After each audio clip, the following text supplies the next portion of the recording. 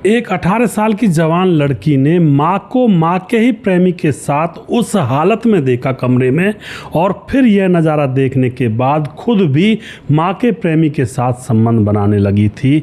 मगर दोस्तों उसके बाद जो हुआ, दरअसल ये क्या कांड होता कैसे है। एक युवक जब उसकी मां से मिलने के लिए घर में आया करता था तो वह कमरे में चला जाया करता था मां के में, और फिर एक एक घंटे में कमरे में से बाहर निकला करते थे। जवान बेटी घर में रहा करती थी। अब जवान बेटी देखती है, सोचती है, दिमाग पर जोर लगाती है कि आखिर मेरी माँ इस कमरे के अंदर इस लड़के के साथ क्या करती है। तो वह चुपके चुपके से देखने लगती है, तो अंदर उसको उसकी माँ और उसका प्रेमी वह लड़का दोनों संबंध बनाते हुए नजर आ जाते हैं। तो अब यह लड़की रोज रोज यह सिनेमा देखने लगी थी। रोज जैसे वह इकट्ठे होते तो यह चुपके से इसने एक खिड़की के पास में होल बना लिया था, उसमें से पूरा नज़ारा देखा करती। और फिर दोस्तों जो बेटी होती है, एक दिन बेटी भी उस माँ के प्रेमी के साथ चक्कर में फंस जाती है, वह भी कर्म कांड करने लगती है। और फिर माँ को जब पता लगता है तो दोस्तों कि उसकी बेटी भी कर्म कांड कर रही है, तो फिर यहाँ पर एक इंसान की जान चली जाती है। और फिर कई दिनों तक जो लाश है वो बक्से में सड़ती रहती है। बड़ा ही विचित्र सा मामला है दोस्तों, बहुत ही प्रसिद्ध यह मामला हुआ था। पूरी कहानी जानेंगे, इंटरेस्टिंग भी है और यहाँ से बहुत नॉलेज मिलने वाली है आज के युवा लड़के और लड़कियों को कि भाई हमें इस तरह की गलती जीवन में कभी नहीं करनी है, वरना हमारा भी नंबर लग सकता है। नमस्कार, मैं हूं सुदेश कुमार और तिरछी बात चैनल में आपका स्वागत है। दोस्तों यह घटना मध्य प्रदेश के सागर जिले के अंदर खुरई थाना क्षेत्र पड़ता है। खुरई थाना क्षेत्र के अंदर पड़ता है सहुद्रा गांव के अंदर ममता नाम की एक महिला रहा करती है, जिसका पूरा नाम है ममता अहिरवार। उम्र है 45 साल और वह शादी पार्टियों में डांस किया करती है। उसके घर में एक सबसे छोटा बेटा है, तकरीबन 14-15 साल का। सबसे बड़ी बेटी है जिसकी शादी हो चुकी है, और एक दूसरे नंबर की बेटी है जो कि 18 साल की है, जिसका नाम है मुस्कान।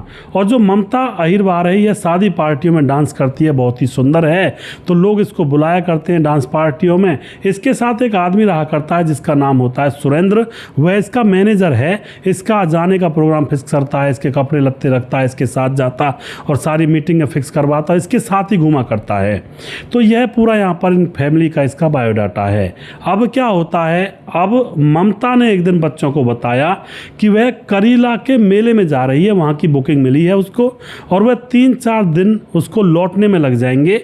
और तुम लोग ऐसा करो, बड़ी बहन के यहाँ गंजवा सौदा, बड़ी बहन जो ब्याही थी उसका ससुराल था गंजवा सौदा नाम की एक जगह है, वहाँ पर चलो। और फिर यह जो महिला होती है ममता अपने दोनों बेटा और एक बेटी 18 साल की, बेटा 14 साल का, इन दोनों को अपनी बड़ी बेटी के ससुराल में गंजवा सौदा छोड़ देती है और इनसे कहती है 4-5 दिन में मैं आ जाऊंगी, यानी कि 4-5 अप्रैल को ही आ जाऊंगी। 30-31 मार्च की यह बात थी।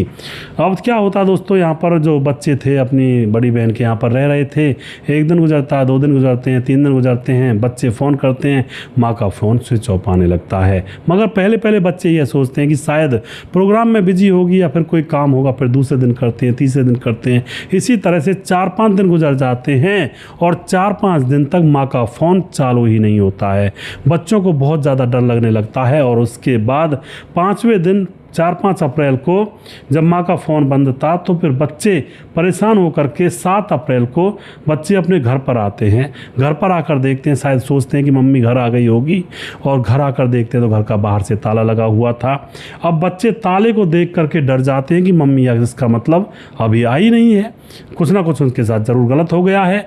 बच्चे तुरंत पुलिस थाने में जाते हैं, वहाँ पर FIR दर्ज करते हैं अपनी माँ की गुमशुदगी की, और उसके बाद बच्चे वापस घर आकर के उस ताले को पत्थर से तोड़ने लगते हैं।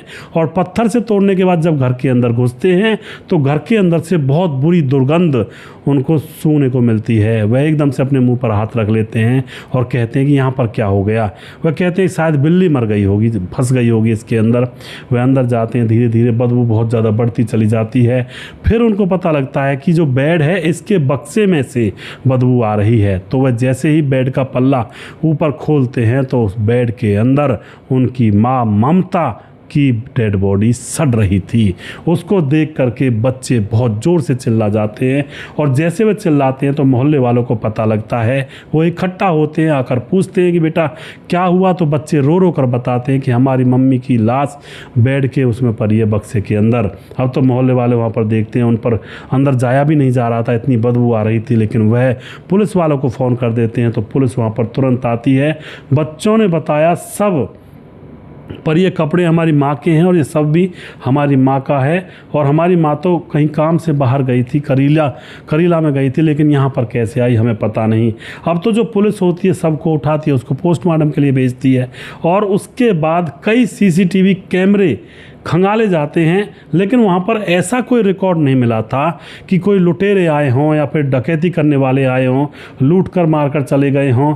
बस यहाँ पर ममता अकेली ही आती हुई घर के अंदर दिखती है। लेकिन फिर भी लोग और पुलिस यही कयास लगा रहे थे कि शायद कोई लुटेरे आए होंगे और ममता घर में अकेली होगी और उन लुटेरों ने लूटपाट मचाई होगी, इसने विरोध किया होगा, तो उन लोगों ने इसकी निर्मम तरीके से इसकी जान ले ली और इसको यहाँ पर बंद कर गए हैं।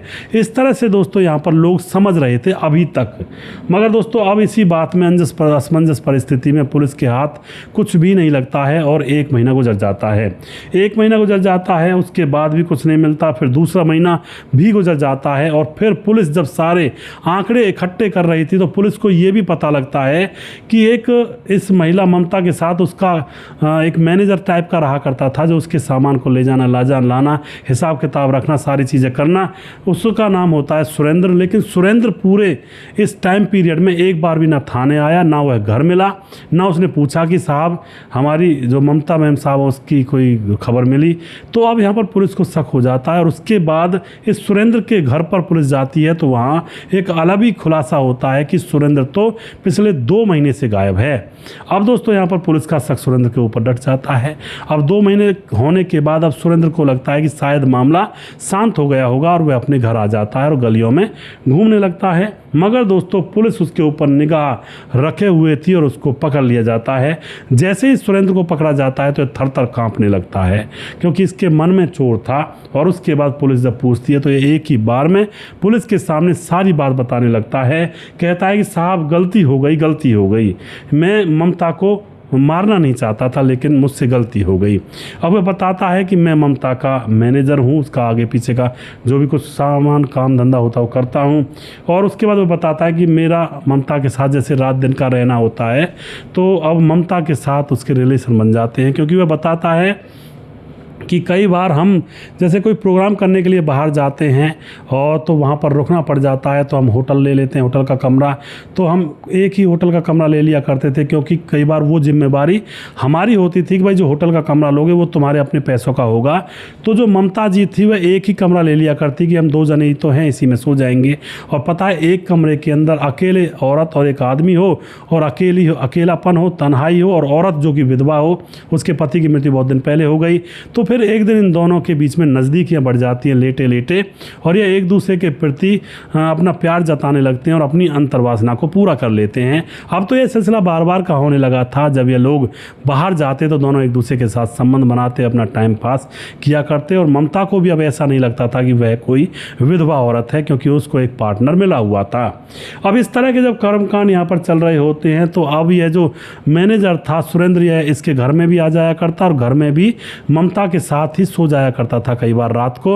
और यह जो लड़की थी यह समझदार हो चुकी थी, 18 साल की। लड़का तो अभी बच्चा था लेकिन लड़की समझदार थी। यह इस बात पर गौर करने लगती है कि यह जो सुरेंद्र अंकल है यह हमारे यहीं पर रुक जाता है, मम्मी वाले कमरे में सोया रहता है। तो यह एक दिन खिड़की से झांक कर देखती है तो अंदर का पूरा नज़ारा लड़की देख लेती है और विचलित हो जाती है। और अब यह कहती कुछ नहीं है, उल्टा इसके खुद के तन बदन में रोंगटे खड़े हो जाते हैं। और फिर दोस्तों ये बार बार यह सिनेमा रोज़ रोज़ देखा करती। और अब यहाँ पर अंकल को एक दिन अकेला देखकर, क्योंकि घर पर मम्मी नहीं थी, अंकल आया था सुरेंद्र, उससे कहती है अंकल बड़े मज़े चल रहे हैं तुम्हारे। तो अंकल कहता क्या हुआ तो बताती सारी कहानी, मैं रोज़ देखती हूँ। अब तो अंकल देखता है कि भाई इसकी मम्मी तो 43-45 साल की है, लड़की 18 साल की, तो उसके ऊपर डोरे डालने लगता है। और लड़की तो पहले से ही तैयार बैठी थी। और प्यार का इजहार कर देती है लड़की उसके साथ। और फिर इन दोनों के, जो लड़की थी मुस्कान और इस अंकल सुरेंद्र के संबंध बनने लगते हैं। इन दोनों के संबंध राजी से बने थे दोस्तों, कोई ऐसी ज़बरदस्ती नहीं थी। मगर दोस्तों ये एक डिसीजन भी लेते हैं कि इसके बारे में किसी को बताएंगे नहीं, बस ये सारा काम चुपचाप होना चाहिए। तो ये किसी को नहीं बताते हैं, एक तरह से कमिटमेंट कर लेते हैं। मगर दोस्तों कई बार वो एक कहावत है ना, पाप का घड़ा कब तक चलेगा, कभी ना कभी तो फूटेगा। फिर दोस्तों एक दिन क्या होता है, सुरेंद्र संबंध बनाते वक्त एक फ़ोटो खींचता है अपनी नई प्रेमिका, यानी कि जो लड़की थी मुस्कान। वह सोचता है कि फ़ोटो खींच लेता हूँ, फिर इसको अकेले में देखूंगा, अच्छा लगेगा। तो उस फ़ोटो को खींच लेता है, 2-4 दिन उसको देखता भी है, फिर उस फ़ोटो को वह डिलीट कर देता है। और उसको ज़्यादा फ़ोन सुरेंद्र को चलाना आया नहीं करता था। उसने जैसे फ़ोटो डिलीट किया था तो फ़ोटो रिसाइकिल बिन में चला जाता है। किसी किसी फ़ोन में होती है रिसाइकिल बिन, ज़्यादातर होती है, किसी में नहीं भी होती है। अब क्या होता है, वह भूल जाता है इस फोटो को। और फिर वह अपनी जो प्रेमिका थी ममता, उसके साथ, जो लड़की की माँ थी, उसके साथ एक दिन संबंध बना रहा था। तो वहाँ पर ममता भी ऐसे ही काम किया करती थी। ये दोनों एक दूसरे की रील बना लिया करते, जब संबंध बनाया करते तो फ़ोटो खींच लिया करते और फिर बाद में एकांत में देखकर एंजॉयमेंट लिया करते। तो ममता फ़ोटो और वीडियो बना रही थी, तभी गलती से उसका अच्छा सा वीडियो बनाया डिलीट हो जाता है। और फिर ममता तो जानती थी फ़ोन चलाना, और फिर वह रिसाइकिल बिन में जा करके उस वीडियो को रिकवर करने लगती है। मगर वहीं पर उसी की बेटी मुस्कान का निर्वस्त्र का फोटो भी पड़ा हुआ था। अब तो ममता उसको ओपन करके देख लेती है, तो ममता के तो पाँव के नीचे से ज़मीन खिसक जाती है कि मेरा प्रेमी मेरी बेटी के साथ गेम खेल रहा है। और फिर दोस्तों इस बात को लेकर वह उस प्रेमी सुरेंद्र के ऊपर टूट पड़ती है और उसको धमकी देती है पुलिस में पकड़वाने की, और कहती है कि अब मैं तुम्हें अपने केस में भी फंसाऊंगी, अपनी बेटी के केस में भी फंसाऊंगी। अब तो यहाँ पर दोस्तों वह जो लड़का होता है सुरेंद्र घबरा जाता है और हड़बड़ी में वह उस प्रेमिका की गला दबा करके उसकी जान ले लेता है। और उसके बाद उसकी लाश को वह उस बक्से में रख देता है और वहाँ से फरार हो जाता है 2 महीने के लिए। अब दोस्तों ये कैसे हुआ था? यह ऐसे हुआ था जैसे ही इस महिला ने अपने बच्चों को उनकी बड़ी बहन के यहाँ पर भेजा था और कहा था कि मैं करीला जा रही हूँ, 4-5 दिन में आऊँगी। वह 4-5 दिन ज़्यादा बताया करती थी, 1-2 दिन, क्योंकि वह घर पर आकर मौज मस्ती अपने प्रेमी सुरेंद्र के साथ किया करती थी। तो वह अब उस करीला के प्रोग्राम को करने के बाद वह घर पर आ चुकी थी और उसने सोचा, तुरंत की तुरंत 1 दिन का काम था, वह तुरंत ही घर आ चुकी थी सुबह से शाम तक। बच्चों को 4-5 दिन के लिए बताया था जिससे कि आराम से रह सके घर में। अब घर में आकर के वह अपने प्रेमी को बुला लेती है, उसके साथ मौज मस्ती कर रहे थे वह लोग, तभी फोटो नज़र आ जाता है। और तभी यहाँ पर अपनी बेटी के बारे में जब पता लगता है तो उसका प्रेमी सुरेंद्र उसकी ही जान ले लेता है और उसको बक्से में डाल देता है। उसका फ़ोन स्विच ऑफ करके वहीं फेंक देता है डस्टबिन में। तो वह फ़ोन बंद था 3-4 दिन तक। और फिर बच्चे घर आते हैं तो पता चलता है कि माँ की तो मृत्यु हो चुकी है। इस तरह से दोस्तों यह मामला खुलता है। और यह जो लड़का था सुरेंद्र, जब इसको लगता है कि पुलिस आ चुकी है, मामले की छानबीन कर रही है, तो यह घर से भाग जाता है। फिर 2 महीने इंतजार करने के बाद सोचता है कि अब तो मामला सुलट गया होगा, फिर यह वापस आता है। लेकिन पुलिस इसको पहले ही भांप चुकी थी कि जो आदमी हमेशा एक-एक पल पर, एक-एक कदम पर ममता के साथ रहता था, आज ममता की मृत्यु के बाद वह एक बार भी घर में झांका नहीं है, ना ही पुलिस के पास आया है। तो मामला गड़बड़ यहीं पर है। तो इसको पकड़ लिया जाता है और इसके खिलाफ कार्रवाई की जाती है। फिलहाल यह जेल में है। बेटी का कुछ नहीं बिगड़ा, बेटी की वजह से माँ की मृत्यु हो गई। बेटी अब अकेली है, अकेली होकर के क्या पता किसके साथ मुंह काला करे, क्योंकि पिता तो पहले थे ही नहीं और माँ भी अब मर चुकी है। छोटा भाई है घर में, बहन बड़ी है तो वो अपनी चलाएगी, कहीं भी घूम सकती है, कहीं भी जा सकती है, और अब पता नहीं उसके बाद क्या क्या हो सकता है। तो इस तरह के काम कई बार दोस्तों कहानियों में हो जाते हैं। मैं बार बार कहता हूँ, अवैध रिश्तों का अंजाम बहुत ही दर्दनाक और ख़तरनाक होता है। कृपया इन चीज़ों से बच कर रहें। बहुत बुरा माहौल चला हुआ है आज के दौर में। कोई किसी का कोई भरोसा नहीं है। कोई किसी के साथ क्या कर जाए, कब कैसा कर जाए, इसका कोई अंदाज़ा नहीं होता है दोस्तों। इसलिए सावधान रहें, सुरक्षा से रहें, सतर्क रहें।